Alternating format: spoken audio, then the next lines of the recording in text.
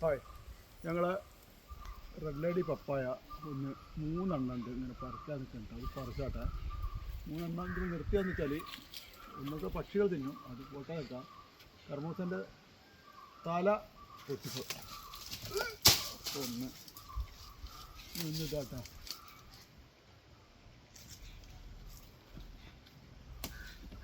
രണ്ട് ഇത് ചെറുതാട്ടാ.